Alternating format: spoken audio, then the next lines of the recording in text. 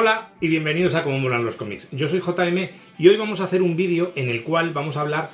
de parte de una época muy importante en la editorial Marvel, en los cómics de Marvel. Vamos a hablar de lo que es la Kung Fu Exploitation en Marvel. La Kung Fu Exploitation es todos aquellos personajes, todas aquellas historias que están relacionadas con lo que es el tema del Kung Fu y de las artes marciales. Nos situamos en los años 70, que es lo primero que tenemos que hacer. Marvel estaba pasando por una gran crisis, incluso se plantearon vender lo que sería el derecho de los personajes, como pasó años posteriores, hace poco con Marvel a Disney, pero incluso se plantearon el desaparecer como editorial, porque estaban teniendo una gran crisis debido a que el tema del cine y sobre todo el tema de la televisión se había llevado al gran público de lo que era todo el tema literario, de lo que era todo el tema de los cómics, porque era pues lo que era el principal método de entretenimiento por aquella época. Marvel lo que hizo fue jugársela y intentar diversificar lo que eran los personajes que tenía y que le habían dado tanto éxito, es decir, los superhéroes. Y lo que hizo fue comprar licencias de personajes que no tenían nada que ver con lo que ellos estaban haciendo a ese momento, para intentar sacar historias de esos personajes que estaban teniendo un gran éxito. Y a raíz de ahí todo cambió, porque lo que fue la compra de las licencias de estos personajes, pues por ejemplo, cuando hablamos del Tarzán de Buscema, etc., vimos que Marvel compró lo que eran los derechos del personaje de Tarzán, de su creador, de Edgar Rice Burroughs, o personajes como John Carter de Marte, que también era de Edgar Rice Burroughs, o compró la licencia de Star Wars, que le dio un inmenso éxito, o incluso licencias de personajes del oeste, y sobre todo licencias de personajes que tenían que ver con lo que era el éxito en aquellos momentos en historias del cine y en historias de la televisión. Y estamos hablando de la licencia de Sam Romer del personaje de Fu Manchu. ¿Por qué? Porque durante aquella época, tanto en cine y especialmente en televisión, lo que era el tema de las artes marciales estaban sufriendo, bueno, no, más que sufriendo, estaban teniendo un gran éxito, y cantidad de gente iba al cine a ver películas de artes marciales y sobre todo veía en televisión lo que era la serie Kung Fu de David Carradine. A raíz de eso, como digo, Marvel decidió empezar a crear personajes relacionados con el Kung Fu y con las artes marciales, y sobre todo lo que hizo fue, en 1974, debido al gran éxito que tuvo la película de Operación Dragón y en las películas de Bruce Lee y todas las películas que venían de Asia, y sobre todo, como he dicho, el éxito de la serie Kung Fu en televisión, creó la revista Deadly Hands of Kung Fu. Y a partir de esta revista Deadly Hands of Kung Fu empezaron a salir todos los personajes relacionados con las artes marciales y con el Kung Fu que Marvel acuñó. Como digo, en 1973, la película Operación Dragón y todas las películas anteriores que había habido, sobre todo de Bruce Lee, lo que hicieron fue empezar a traer a Estados Unidos, a los cines de sesión continua o de sesión doble, un montón de películas de artes marciales de bajo presupuesto que se hacían en Hong Kong. Pero lo que fue el petardazo fue, como digo, la película de Operación Dragón de Bruce Lee y la serie de Kung Fu de David Carradine en televisión. A raíz de eso, lo que hicieron fue comprar los derechos Marvel de Sam Romer, y lo que hizo fue pedirle a Don McGregor y a Roy Thomas que hicieran lo que era la revista Deadly Hands of Kung Fu y metiera ahí al personaje de Fu Manchu que habían comprado. Lo que se les ocurrió fue este proyecto junto a Steve England y a Jim Starlin, crear un personaje que sería el hijo de Fu Manchu, y en este caso este personaje es Shang-Chi. Shang-Chi, que su significado significa el aumento del espíritu, es un personaje que, como digo, es el hijo de Fu Manchu y que se revela a su propio padre porque se da cuenta que Fu Manchu es un villano que lo que quiere hacer es conquistar el mundo y hacerse con el gobierno del mundo, intentando imponer lo que era todo el tema de la China antigua para que todo el mundo se convirtiese a esa época, ¿no? A lo que sería la China antigua. Marvel y sobre todo Panini lo que han hecho, lo que hicieron fue, como digo, crear este personaje. Y Panini, últimamente, todas las aventuras de este personaje que se hacían en su revista, en Shang-Chi, Master of Kung Fu, y en la revista Deadly Hands of Kung Fu, las recopilaron en unos Marvel Limited Edition de tapa blanda, que ahora en unos Marvel Limited Edition de tapa dura, que ahora vamos a ver, que han sido ediciones limitadas, que están súper cotizados en el mercado de segunda mano y se piden auténticas barbaridades. Yo he visto pedir hasta 600 y 700 euros por cada uno de estos tomos, y son 7 tomos las aventuras de Shang-Chi. Espero que Panini tenga ahora con lo que está haciendo de sacar estos Marvel Limited Edition en tapa blanda, en tapa dura, los saquen en tapa blanda para que todo el mundo pueda acceder nuevamente a estas aventuras. Este fue el primer volumen que sacó Panini de las aventuras de Shang-Chi, del cómic de Shang-Chi Master of Kung Fu, que el primer título se llama Shang-Chi Maestro del Kung Fu. En estas primeras aventuras recopilan las primeras apariciones de Shang-Chi, escritas, como he dicho, por Steve England y por Jim Starlin, y al principio son aventuras quizás un poco urbanas de este personaje, pero poco a poco el personaje va creciendo y va conociendo a todos esos personajes secundarios que tan famoso han hecho a la serie Master of Kung Fu. Estamos hablando de todo el tema en el cual Shang-Chi se introduce en el MI6 y la serie pasa de ser una serie de aventuras a una serie que está relacionada con el tema del espionaje que tanto se llevaba en aquella época por el tema de James Bond de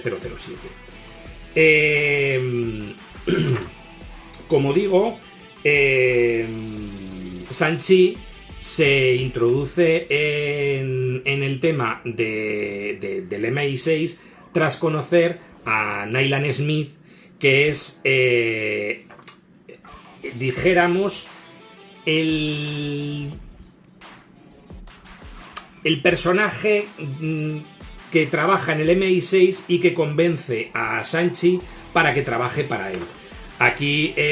aparecen grandísimos secundarios en esta serie, como Lei Wu, que pasa a ser su novia, y grandísimos secundarios que hacen que esta serie tuviera el éxito que tuvo en los años 70.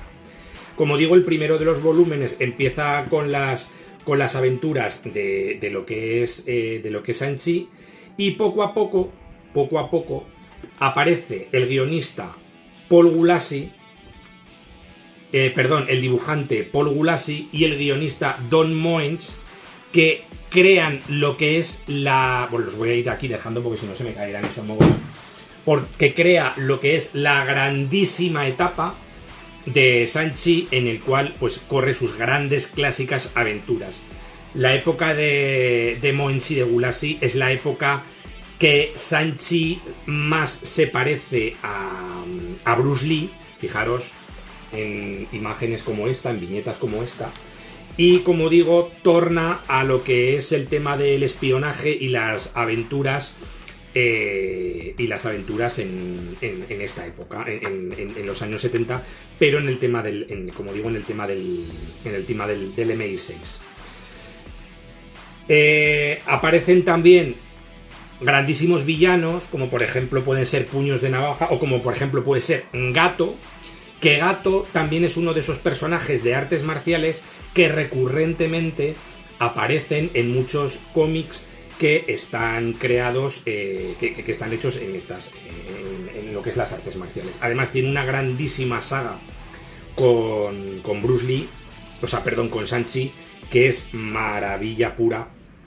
y que a mí me parece pues una de las mejores sagas que hay de Sanchi. Que posteriormente esta saga se torna a lo que es la gran saga con Fu Manchu, que acaban yendo a lo que es su fortaleza y destruir lo que son los planes de Fu Manchu y de la creación de su hijo, no de Sanchi, sino de un hijo que crea Fu Manchu para poderlo dominar, y crea un hijo a su imagen y semejanza. Esta saga es una de las mejores sagas que se han escrito de Sanchi y es maravilloso. Posteriormente, el tercero de los títulos es Guerra de Antaño. Este quizás sea uno de los títulos más flojillos que hay de toda la saga de Fu Manchu, pero hay grandísimas historias, como por ejemplo la historia que tienen contra San Jorge, o contra el Ninja Negro, o contra Puños de Navaja, que también son maravillosas. El cuarto de los títulos es Guerreros del Amanecer Dorado, que tiene el nombre de otra gran saga de Sanchi, que también es muy buena, quizás sea la segunda gran saga mejor que se ha escrito de Sanchi, que la escribió Moench y Maizek, y también es increíble. El siguiente de los títulos de Sanchi que hicieron fue Triunfo de la Carne, que es este que tenéis aquí. En este quizás corren otro tipo de aventuras más urbanas, más en Nueva York, etcétera, etcétera, pero que tampoco dejan de ser malas. Y bueno, aquí en este tomo empiezan con lo que es la saga de Moench y de Maizek, que la saga que toda la época de Moench y luego ya cuando vino posteriormente Jindei, es la grandísima época, que yo creo que también es la segunda gran época, aparte de Moenchi y de Gulashi, del personaje Sanchi. Ahí están las dos, Lo que pasa que todo el tema de la primera saga de Fu Manchu es tan buena, pero la saga esta de Moenchi de Jindei es también buenísima. Es un super cómic de aventuras que también acaba en una saga final.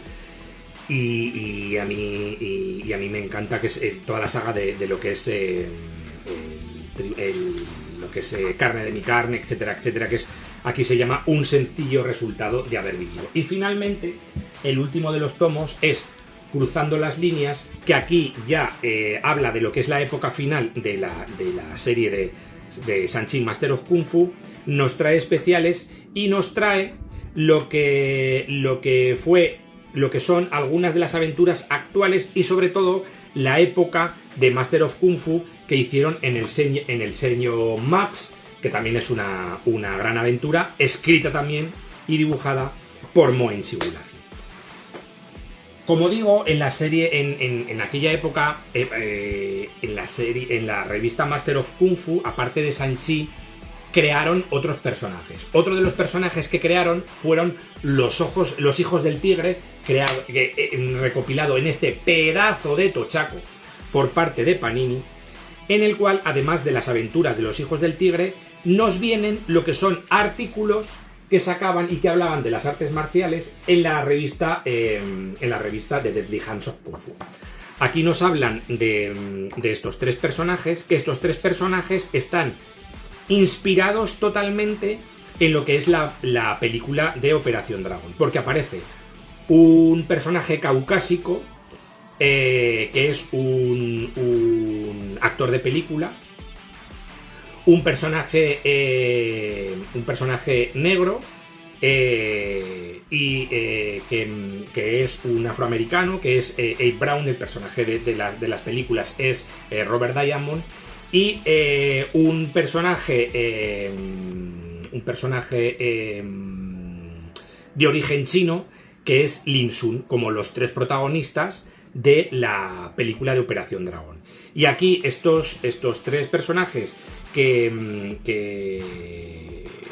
juntos van a un gimnasio y son entrenados por un maestro que se llama Maestro Ki. A este maestro lo matan, lo que son la Orden de los Silenciosos, y les deja unos amuletos que cuando se los ponen se convierten en lo que son los hijos del dragón. Corren sus aventuras y tienen un montón de aventuras, como digo, hasta destruir a los silenciosos, y finalmente en un cómic final deciden separarse por unas historias que hay y deciden abandonar lo que son los amuletos, y esos amuletos son recogidos por parte de otro personaje, de Héctor Ayala, que al ponérselo se convierte en lo que es el Tigre Blanco, que es la primera encarnación. Héctor Ayala fue la primera encarnación de lo que sería el Tigre Blanco, que a través de este amuleto recibe una gran energía y se convierte en un maestro de las artes marciales. En este tomo, que también recopiló Panini, aparte de las aventuras de lo que es el Tigre Blanco, nos hablan y nos sacan los artículos de la revista de Deadly Hands of Kung Fu. Así que toda esta recopilación que hizo Panini de todas estas aventuras, la verdad es que es buenísima. Además, aquí salen también grandes personajes, como por ejemplo la Sota de Corazones, etcétera, etcétera. En esa revista de Deadly Hands of Kung Fu hicieron también historias de lo que de Sanchi, pero historias propias que no tienen que ver con la continuidad de Master of Kung Fu, que también fueron recopiladas por Panini en este tomo, en el cual están, fijaros qué maravillosa guarda, a mí esta guarda me encanta, que están recopiladas, como digo, en este tomo, y son las historias en solitario que sacaron en Deadly Hands of Kung Fu por parte de Sanchi. Y en esa revista también se creó otro personaje y sacaron aventuras de lo que fue Iron Fist, Puño de Hierro, que aquí están recopiladas lo que son las aventuras de Iron Fist de la revista, en la revista Deadly Hands of Kung Fu. Iron Fist es un personaje en el cual los padres de Iron Fist, que saben de la leyenda de Kunlun, tienen un accidente en el Himalaya, y lo que es el personaje, el Iron Fist, cuando era pequeño, es recogido por unos monjes que lo llevan a la ciudad de Kunlun,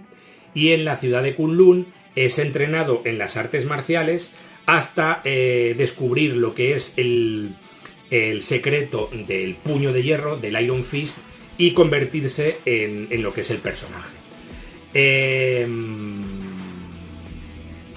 Aquí, como digo, en este tomo vienen recopiladas las aventuras que sacaron en la revista Deadly Hands of Kung Fu de Iron Fist, pero quizás la gran época de Iron Fist fue la época de Claremont y de Byrne, que Marvel